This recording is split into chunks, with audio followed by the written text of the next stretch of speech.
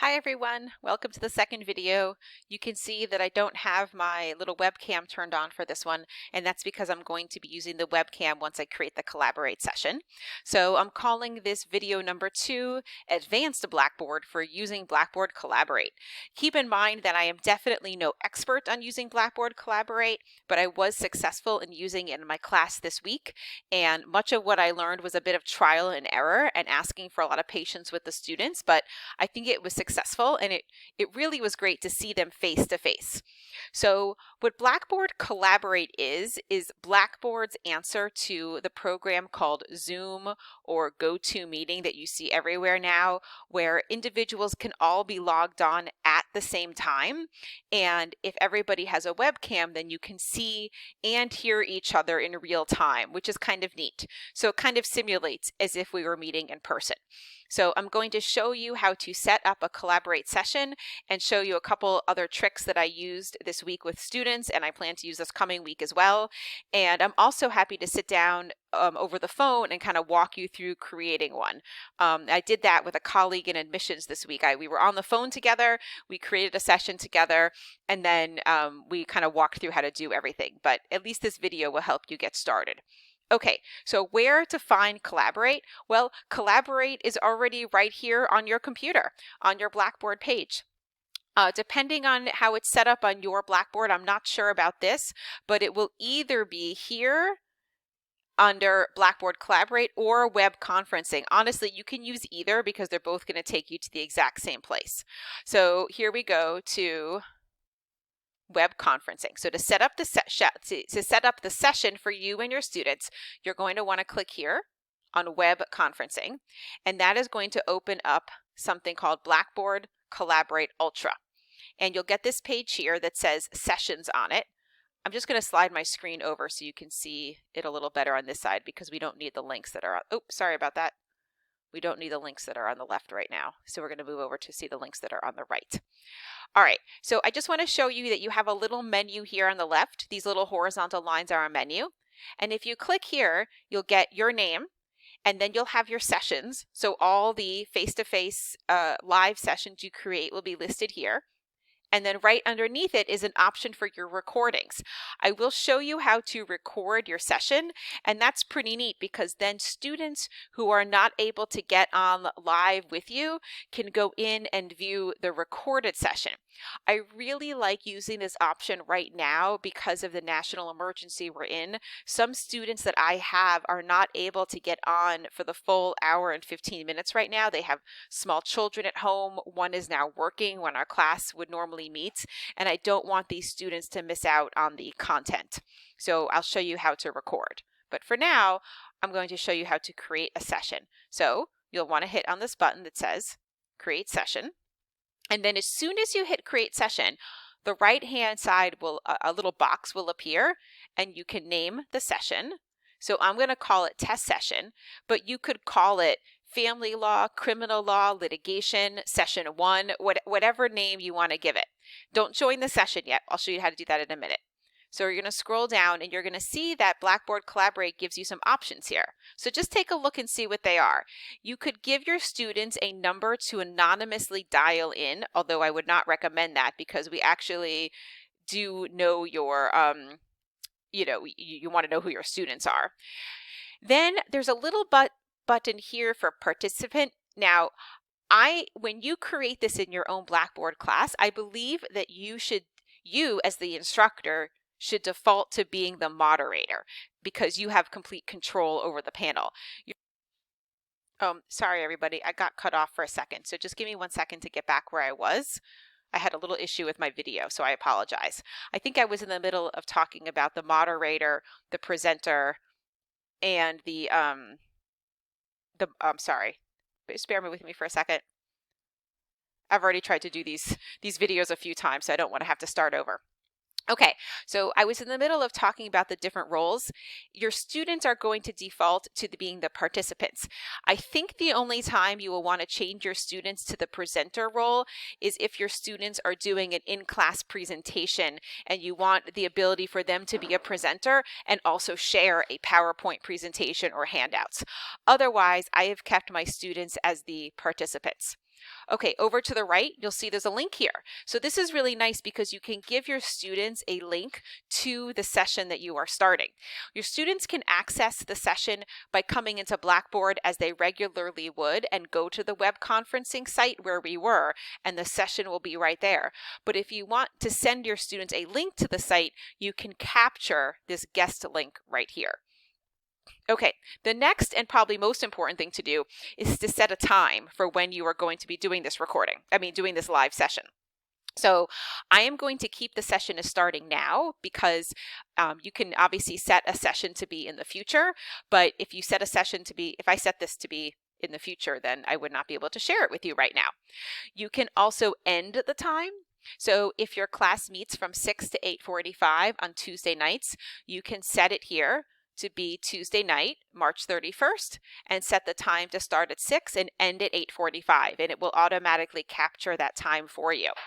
You could repeat the session if you feel that you want to run the same class every week, then you can repeat the session, but that's not necessary.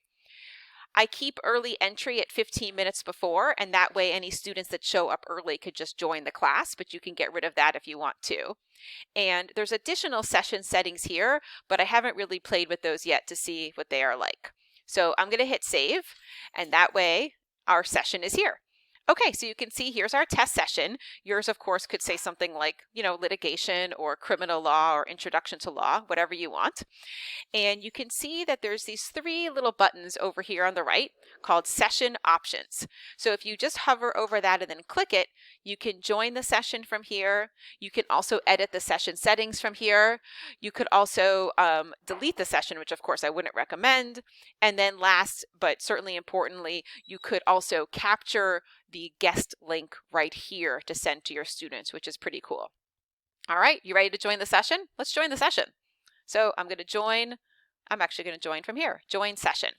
So hopefully this will work. Earlier I was making this video for you and it was freezing up on me, but now it looks like it's working, so that's good. So you need to make sure that you have your camera and your microphone turned on your computer, and that way your students can see you and they can hear you. So I'm just going to take a second and hopefully this will load, and if it's not loading, I may pause it and come right back. It's just taking a minute. Let's see. Okay, so I'm the only one in the room, clearly, because I'm creating this recording right now, and it comes with share audio, share video, and raise hand, and here's me. So I'm going to share my audio, and I'm also going to share my video, and of course it'll give you a little preview of your video, and if you're comfortable with your video, I'm going to show it to you here. It actually goes to the bottom of my screen. Can you see me down there in the corner? Okay, so here is your main room. I'm trying to make this a little bigger because it looks like I can't capture all the links in my video. Sorry about that. Your main room is blank right now. I'm going to show you that up here on the left is still the session menu. So make a note here. If you click here and open it, you can actually record the session right here. So this would be actually kind of cool. I could actually record myself making a recording. Feel like I'm in like a sci-fi book. And then when you're done and you want to leave the session, click here and click leave session. So you can record the session, and when you're done recording, you can come here and stop the recording. The next thing I want to show you is your panel over here on the right. You should have a little purple button, Open Control Panel. So I kept this open the whole time of my session because everything that I needed was here. And I'm going to show you the functionality that should be there if you're the moderator. Number 1 is this little bubble on the bottom. That is your chat room. This was a great feature to use in your class because the students could actually talk directly with each other, and you can say, hi everyone.